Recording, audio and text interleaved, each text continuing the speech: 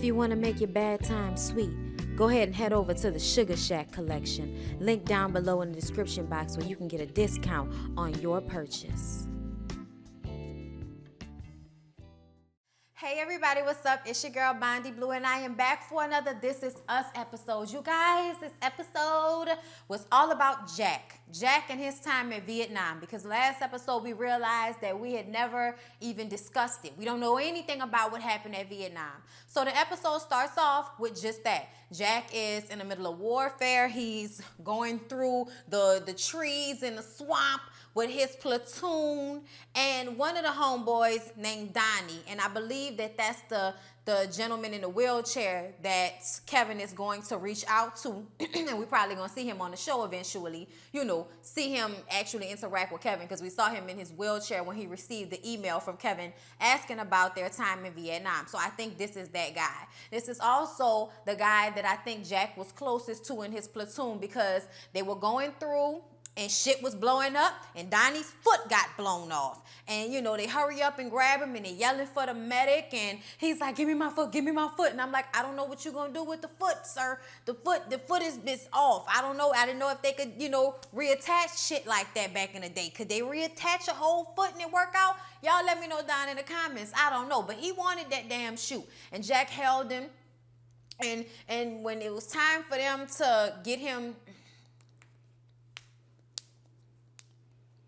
So Jack held him and comforted him while he was like flipping out, holding his foot and shit. Like, it was just a real scary moment. And you can see that Jack is being him. He's being a superhero. He's being the savior like he always is in this situation. So it's time for Donnie to go. Of course, you can't have the door open for 5 minutes out this motherfucker. Anyway, so it's time for Donnie to go home. His foot is blown off. He's got to go now. Thank God. That's all he lost was a fucking foot. Because, some people go back in body bags. So shout out to Donnie for living through Vietnam. So when he was about to leave, we see Jack kind of freaking out a little bit. He's about to be there alone. It's just not alone, but without one of his closest friends with him there. So I just feel like he was having some type of fear going on. And Donnie grabs Jack's face and he says, breathe. And so we know about this. This is what Jack does with all of the kids. It's what they now do with their kids, talking about Randall, you know what I'm saying?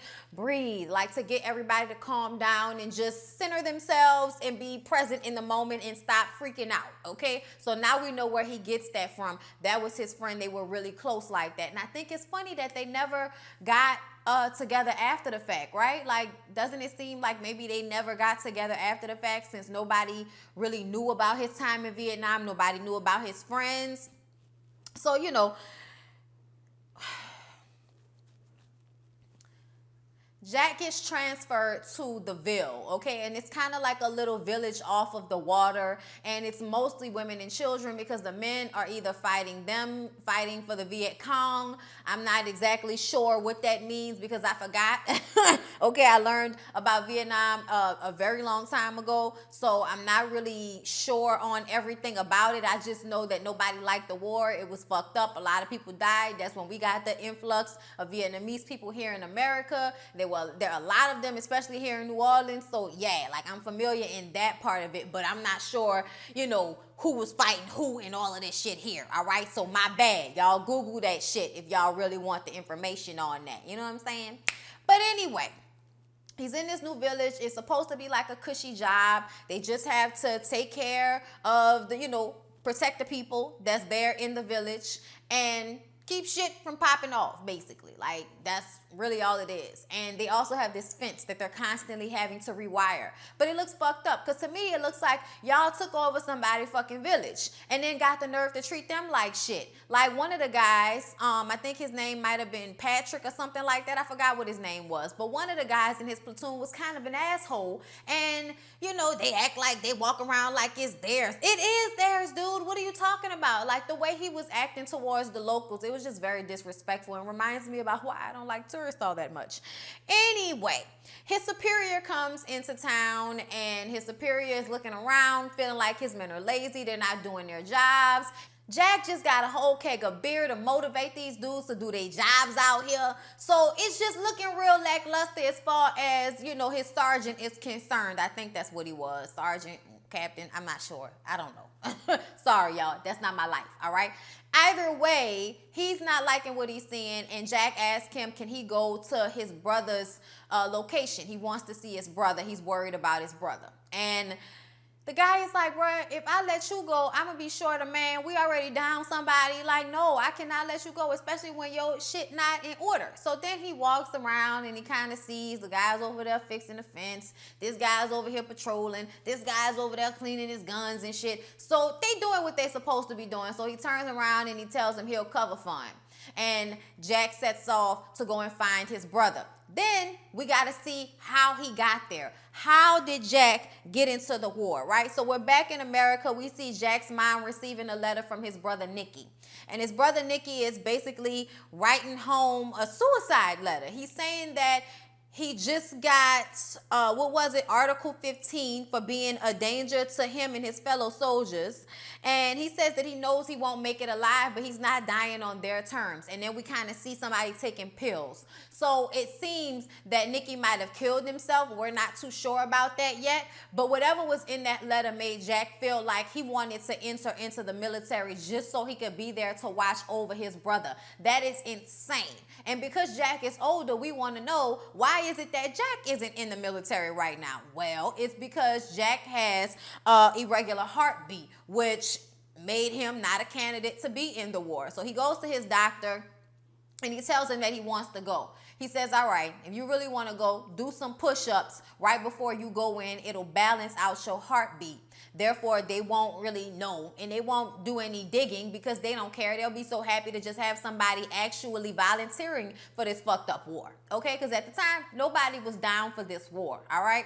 So Jack, I guess, went ahead and did that and got into the war. So then we see before his brother Nicky went to war, and they're waiting for his number to come up in a lottery. Apparently, back in the day, whenever somebody was going to get drafted, they would break into the television and say the birthdays, and whoever had that birthday had to enlist, and, you know, they were being drafted. So Jack keeps telling his brother Nicky his number won't come up, his number won't come up. He has a plan. Well, Nicky is scared. The mom is scared. So Jack and Nicky are about to go out, and they're going to go to a bar and watch some football game, whatever, a baseball game, whatever it was. And the mom is like, all right, son, I'll be praying for you. And she hugs him because they know that at any time they could break into the news and say, you know, hey, your son has to come and die in this war. So she hugged him and she said she'll be praying for him. And Jack is like, don't worry, mom, I'll take care of him. And his daddy is making digs like, you know, God forbid he have to learn how to take care of his damn self. And also just, and, you know, making comments when a mom said she wanted to pray for him. It just was showing a complete lack of compassion for his kids, and knowing that one of his sons is not the type to actually be put in the military. Some men just exhaust the fuck out of me with their toxic masculinity and feeling like every guy has to be the same way. Every guy has to distribute their masculinity in a certain way, and that's just not realistic. It's not realistic. It's not real, and you can tell that Nicky is not a fighter. He's not the type, but he's still gonna probably get drafted. So they go to the bar, they watch television, and then it breaks in, says October 18th, which is Nicky's birthday, and now we know he has to go in. Jack has a plan. So Jack, you know, was like, oh, we're gonna go on a hunting trip. So they pack all of their shit, get in a car so that they can go run to Canada. Nicky says that he knows their dad is going to hate him forever because of this. And Jack is like, man, fuck him. Fuck him and his feelings, all right? Nobody cares. We need for you to live. So they stop at a hotel overnight, and when Jack gets up in the morning, he sees that Nicky is gone, and he's written a note saying that he went to enlist. And it's just like, oh my God, niggas always trying to prove something, all right? Then we shoot to 14 years prior to this, when they were kids, and Jack was playing with Nicky, and his glasses got broke, and the dad is like, what the fuck are you doing, or whatever, you know what I'm saying? Like, just kind of being an asshole, coming home, obviously, probably drunk, clean up your toys.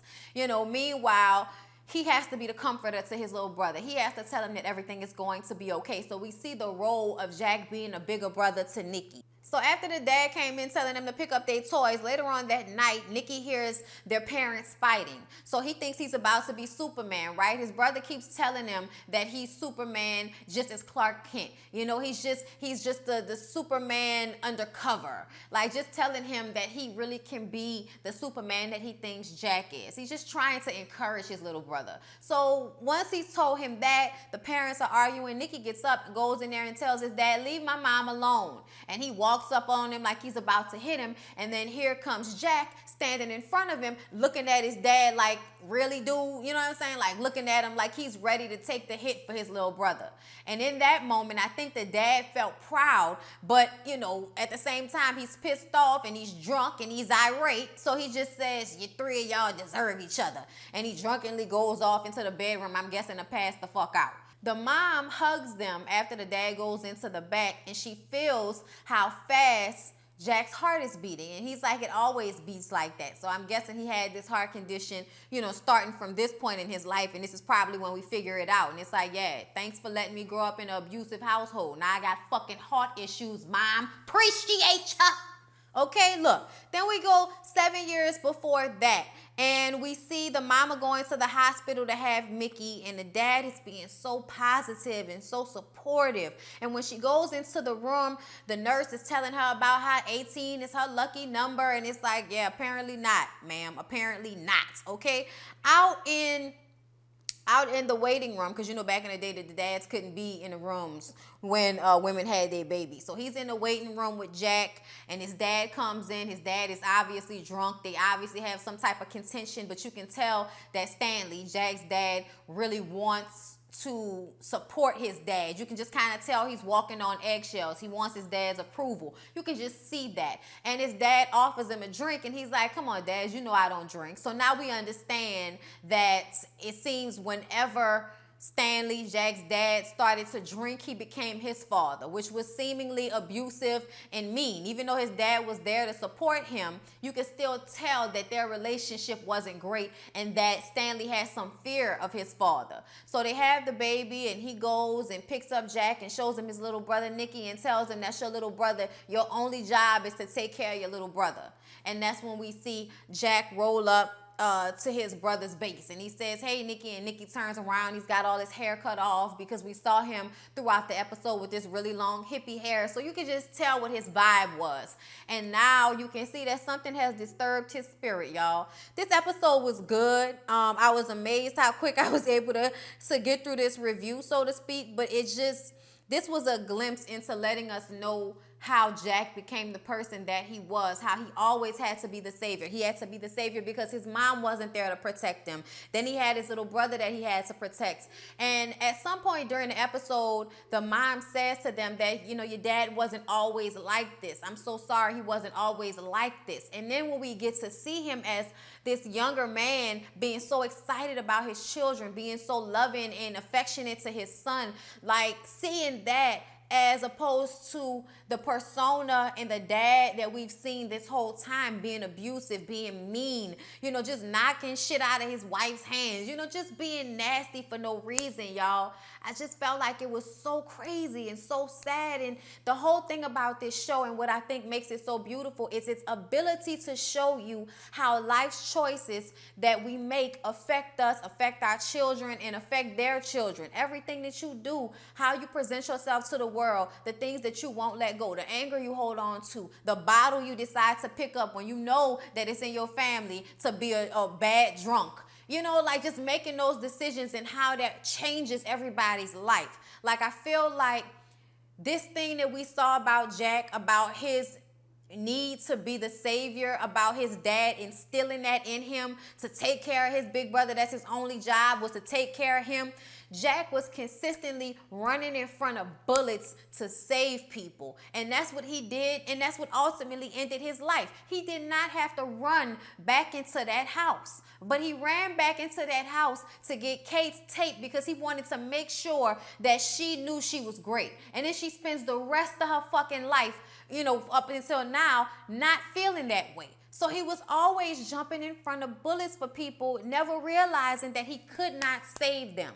He can't save everybody. He couldn't save his little brother, and he couldn't save that house, he couldn't, you know, he just couldn't save everybody. And it's sad to see that something, it's sad to see that something that was such a positive trait about him actually be his downfall. You know what I'm saying, y'all? Like, that's crazy, because it makes you worry about Randall. Randall has that same shit with him, always trying to be the savior. And at what point are you going to stop trying to be the savior when it puts your own life at risk in one way or another, you know? Y'all, something to think about. It was a good episode. I enjoyed it, okay? I hope y'all enjoyed the review. I hope y'all come back. Don't forget to like, comment, and subscribe to my channel if you have not already. I love y'all. I appreciate y'all. And I'll see y'all in the next video.